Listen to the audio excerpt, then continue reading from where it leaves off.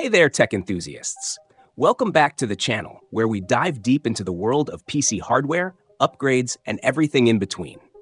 Today, we've got a juicy topic that I know a lot of you are wrestling with: upgrading your rig. Specifically, we're talking about whether it's worth jumping on the latest hardware now or holding out for what's coming next. If you've ever found yourself staring at your setup, wondering if it's time to pull the trigger on a new CPU, motherboard, or graphics card, this one's for you.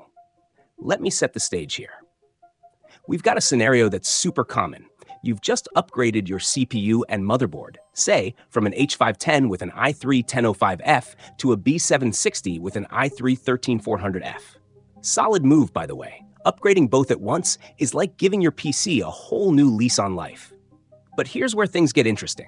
Your new B760 motherboard has a 12-pin power connector for this CPU, but your power supply only has an 8-pin cable, so you're plugging in the 8-pin and leaving the other 4 pins empty. The big question, is that okay? Is your CPU or any other component at risk? Then there's the graphics card dilemma.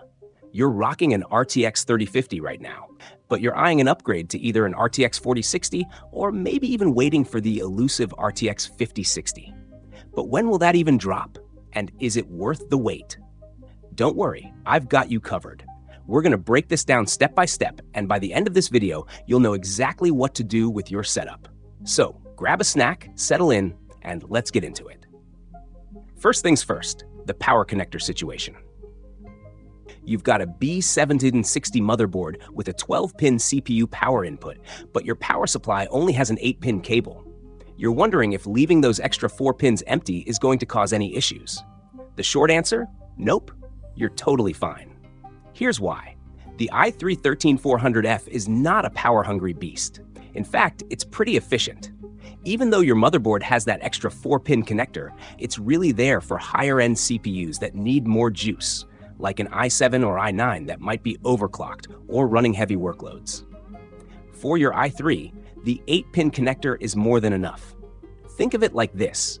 It's like having a car with a bigger gas tank, but if you're only driving short distances, you don't need to fill it all the way up. Now you might be thinking, but doesn't it look better to have all the pins filled? Isn't it more complete? Sure, aesthetically, it might feel more satisfying to have everything plugged in. But functionally, it's unnecessary. In fact, even if you were running something like an i7 on a B760 board, you probably still wouldn't need that extra 4-pin connector. Why? Because B760 boards often limit the power delivery to the CPU anyway, so you're not going to be pushing the limits where that extra power would make a difference. Let me put it in perspective. A single 8-pin CPU power connector can deliver around 300 watts. Your i3-13400F? It's sipping power, way less than that. Even if you were running a more demanding CPU, like a 13900K, which can pull a lot more power, the 8-pin would still handle it in most cases. The 12-pin setup is more about distributing the load across more pins to keep things cooler and more stable for extreme scenarios. But for your setup, you're golden with just the 8-pin. So to sum it up, no. Leaving those extra 4 pins empty won't hurt your CPU or any other components. You're good to go. All right, now let's talk graphics cards. You're currently using an RTX 3050, and you're thinking about upgrading to either an RTX 4060 or waiting for the RTX 5060. This is where things get a bit tricky because it really depends on what you're doing with your PC. Let's start with the RTX 4060.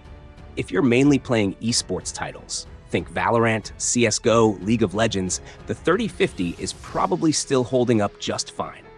These games aren't super demanding, and the 3050 can handle them at decent settings. Upgrading to a 4060 might give you a bit more headroom, but honestly, it's not going to be a night and day difference for those kinds of games.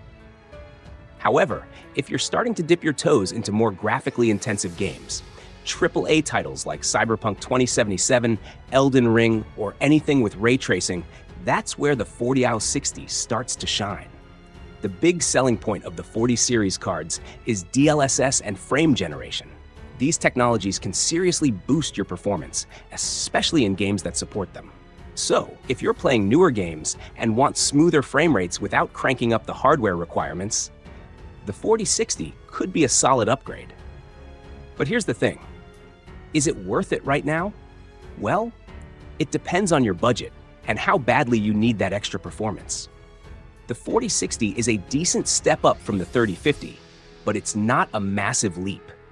If you're looking for something that feels like a true next-gen upgrade, you might be a little underwhelmed.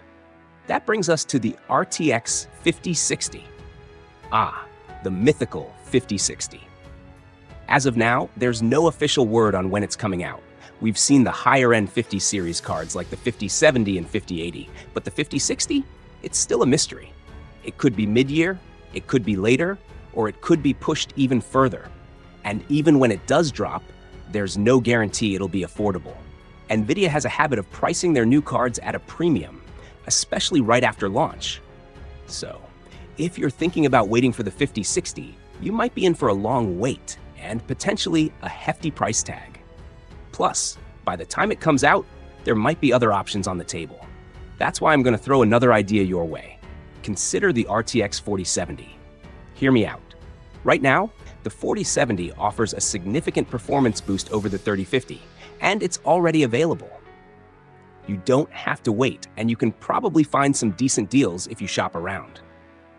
Compared to the 4060, the 4070 is a much more substantial upgrade, especially if you're looking to future-proof your setup a bit. Let me give you a quick comparison. The 4070 has more VRAM, better ray tracing performance, and overall higher frame rates in demanding games. If you're planning to keep your graphics card for a few years, the 4070 will likely age better than the 4060. And when the 5060 does eventually come out, you can always reassess. But at least you'll have a solid card in the meantime. Now, I know what some of you are thinking, but the 4070 is more expensive. Yeah, it is. But think of it this way. If you buy the 4060 now and then decide you want more power when the 5060 comes out, you might end up spending more in the long run by upgrading twice. With the 4070, you're getting a card that's going to last longer and handle more demanding games without breaking a sweat. Of course, if budget is a big concern and you just need something to tide you over, the 4060 isn't a bad choice. It's still a capable card, especially with DLSS and frame generation. I've seen plenty of comments from people who are happy with their 4060, saying it's a great card for the price. So, if you're not looking to spend a ton and just want a modest upgrade, it's definitely an option. But if you can swing it, I'd say go for the 4070. It's the sweet spot right now in terms of performance and value, especially if you're coming from a 3050. One more thing to consider, your power supply. You mentioned you've got a 700-watt PSU, which should be plenty for either the 4060 or the 4070. Both cards are pretty efficient, so you won't have to worry about upgrading your PSU anytime soon. Alright, so to wrap this all up, for the power connector issue, you're totally fine with just the 8-pin plugged in. No need to stress about the extra 4 pins. As for the graphics card, if you're mainly playing esports games, you might not even need to upgrade yet. But if you're looking to play more demanding titles, the 4060 is a decent step up, and the 4070 is an even better one.